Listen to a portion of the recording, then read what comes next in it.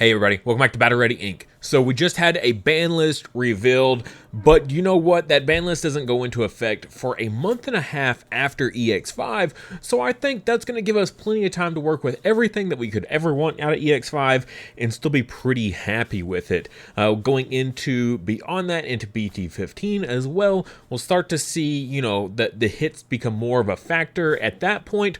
But for the limited time format that we have of EX5, everything will be at full power, so we can actually really appreciate this set. I think for a good longevity, for a set to be relevant, I feel like a month and a half, 2 months is a pretty good solid amount of time. I know it's not the best for everybody's taste, but I think it will at least be solid enough that the decks that are here, we're going to want to go ahead and pick up some cards for them, because we're going to have long enough with this set at full power that there's no reason not to go ahead and pick up the cards to play the decks, just because they're going to be worth playing for quite some time. For everyone going to Nats, EX5 will be legal for that. So if you're thinking EX5 isn't worth investing into for some reason, it's gonna definitely be worth it. For Nats alone, for all the Nats players out there, if you're looking to play a deck in this, it's still going to be worth playing. So we're going to go ahead and look at some of the decks that are going to be in EX5 and what cards we should go ahead and pick up now that already exist for those. Also, make sure you check out our Etsy page, link in the description below. We've got tons of memory markers. If there's a memory marker or a deck that you're playing right now that you need a memory marker for, we probably have a perfect memory marker that'll go absolutely perfect with. I know, perfect. But yeah, so check that out. Also, we have some great new acrylics that you can check out as well. Keychains, fridge magnets. They even work as memory markers themselves. Some cool new stuff in our Etsy store. So if you haven't been there in a while, go check that out.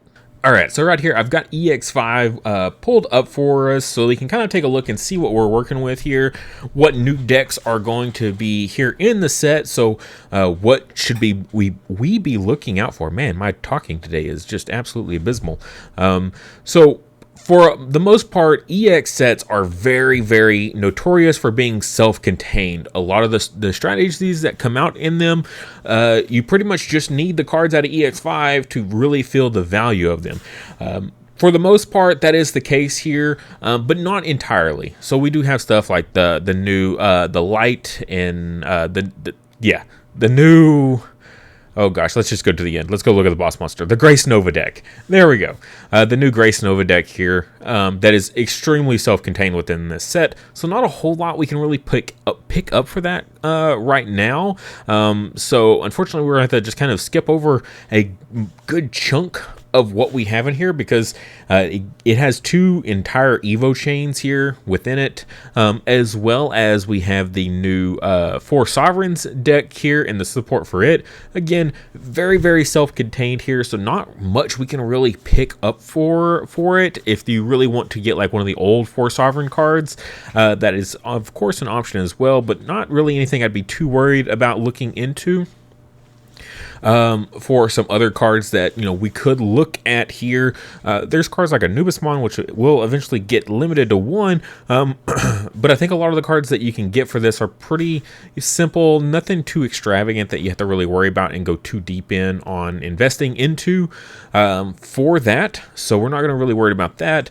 But one of the main heavy hitters right off the bat is of course going to be the new Gabu, the Garuru line that we have here. We got tons of new support that makes Garurumon, as well as just kind of a purple engine in general, really good. So if you're playing decks that like to draw and trash cards, you know, get a lot of cards in trash, as well as sculpt your hand really nicely, this will be a great engine to run for quite some time, for, you know, over a month and a half here with this set.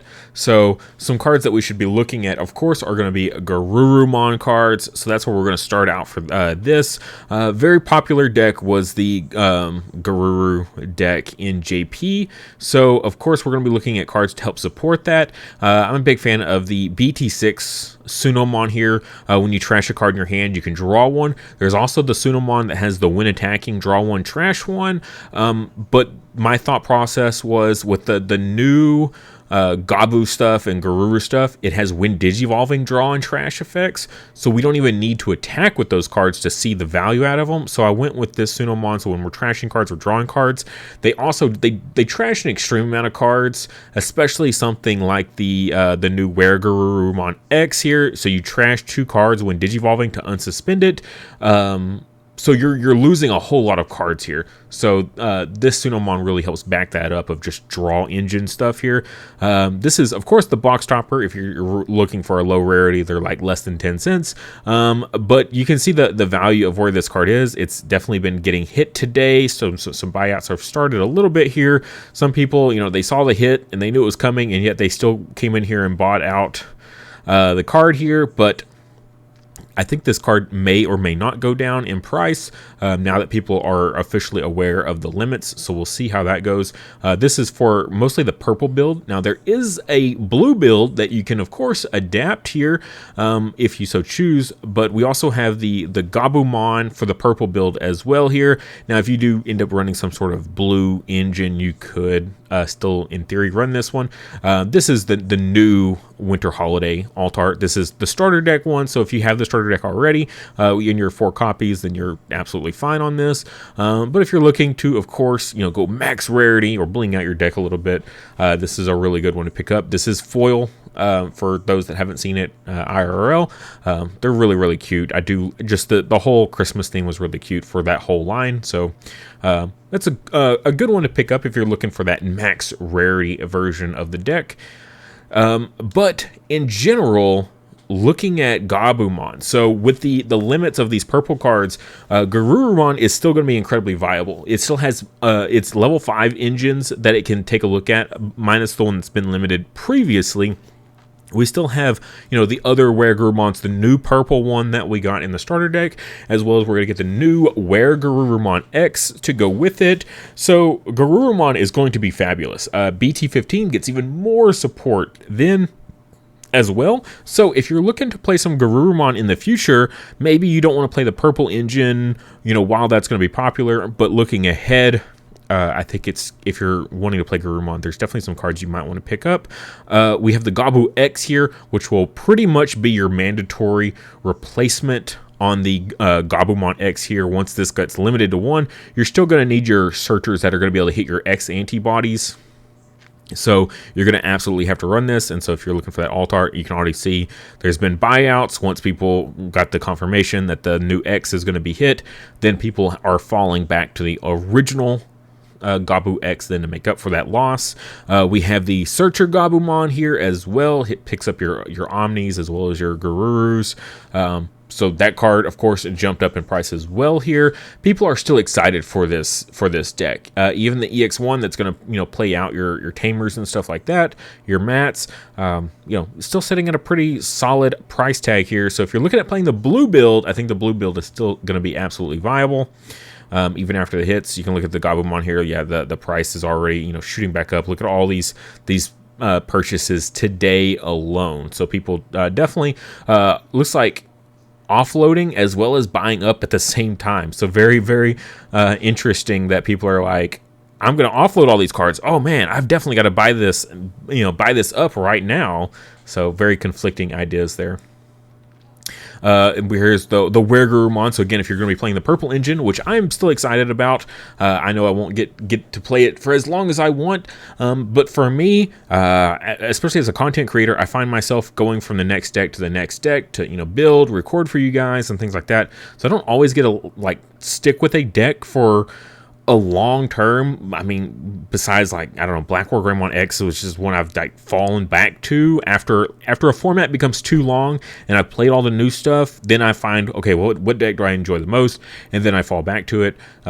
So I will still be playing this when it comes out for some time, until the limits, of course, hit. But even after that, I think this Weregarurumon is still going to be your Weregarurumon of choice.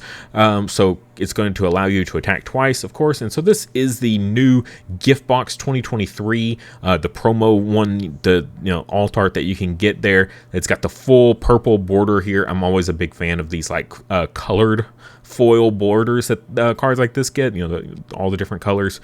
So pretty good one to pick up here. Price tag though, definitely not cheap.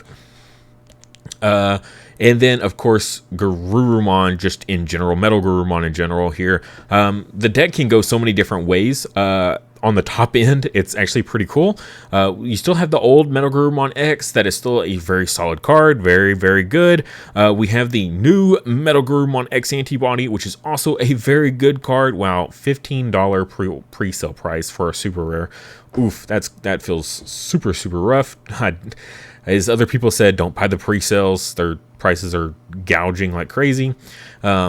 But this card is crazy. It's like a super ice wall right here on legs. So very, very strong card. As well as you have all your other Garurumon stuff. The Garurumon Ace, of course. People are running that as well. At least all these are kind of like your tech card. Your high end of Garuru feels more like, well, what tech do I need for the exact situation I'm in? So you run a little of this, run a little of that, run a little of that. And that's your kind of your top end there. So definitely be on the lookout here. These alt arts of the EX1 so low, but I guess a lot of people have moved on from this one in general. If you're looking for a Metal Garurumon, most people have just gone with the Ace as the generic Metal Garurumon in name. And now just one little thing to add on here. We've talked about Garurumon a whole lot here, and that is BL Star. I am super excited to play the Garstar deck.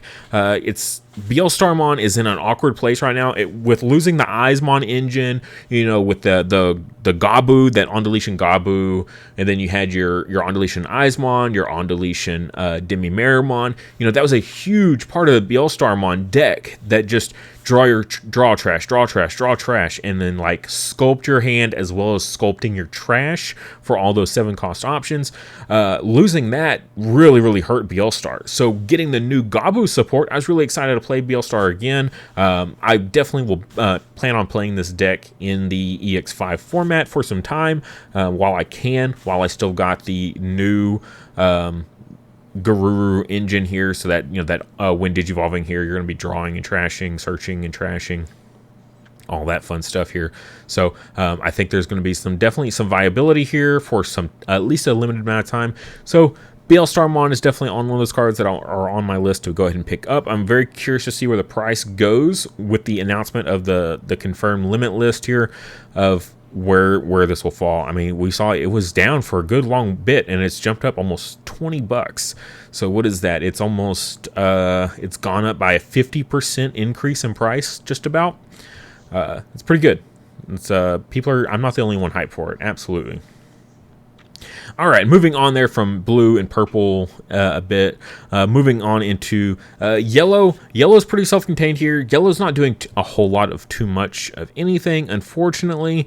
It's got some more Leomon support, but unfortunately, as much support as Leomon has in this game, it's never really done much. We've seen it in like a little bit of Leomon teched into this and that and the other, but it's never really branched out fully into its own deck, and I don't see it happening yet. Still for the foreseeable future, sadly. Jumping into green, though, green got the new Indomitable keyword, and this thing's actually pretty good. So if you're not familiar with how Indomitable works, go ahead and grab this Quilamon here.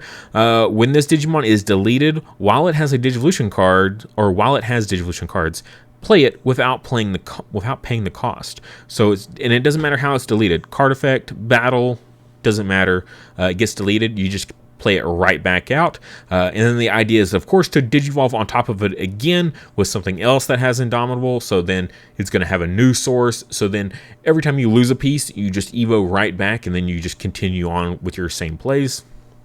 So I think it's a really cool strategy here. In the top end that they went for it with, which is crazy. There's like Hawkmon, Aquilamon, Garudamon. And then we're going to top it off with like some Leopardmon stuff. So wow, I can words. Mirikimon. Oh man, I don't know why I can't say that. So yeah, this is going to be your top end here, and it's going to basically work very similar to like other green decks we've had here. And then they also gave it Leopardmon X Antibody, so can digivolve on top of Leopardmon in name and without X Antibody trait for a cost of 1. So some cards that we can look at here. You can play the full Indomitable deck by itself, but also with the Leopardmon, if you so choose. Engine if you want to go that route for the top end instead, you can look at some cards like the Leopardmons that we've had in the past here. The green ones in particular, of course. So, of course, we've got the BT13 Leopardmon from the Royal Knights set, which is kind of neat because when you play another Digimon, all of your green and or Royal Knight Digimon gain blocker until the end of your turn. So that's really cool that, you know, in conjunction with something like Indomitable, you're playing a Digimon and then boom, it's got blocker and things like that. So that's really nice. As well as Leopard mode here is actually viable. That's so crazy because you can go like Leopardmon into Leopard mode, and then you can go into the new Leopardmon X antibody because it just says Leopardmon in name without X antibody. I guess I do need to double check to make sure it doesn't have, yeah, Leopard mode does not have X antibody. So you could go right on top of this with the X antibody. It's kind of neat that you can do that. So there are some synergies there. I don't know if the Leopard mode will be absolutely worth it, but I do think there's some really neat things you can do here. You know, giving that blocker out in conjunction with the new Indomitable stuff. I think it's kind of neat. Will it become super viable or anything like that? Probably not, but I do think it's still fun. Moving down here into the black-yellow stuff, we've got more Edamon support. We got the Chumons here, the Edamons, just a fan favorite that unfortunately has never really popped off too much, which is a real big bummer. I feel like it's got tons of support. Turning stuff to poop is just a crazy out to so much in the game.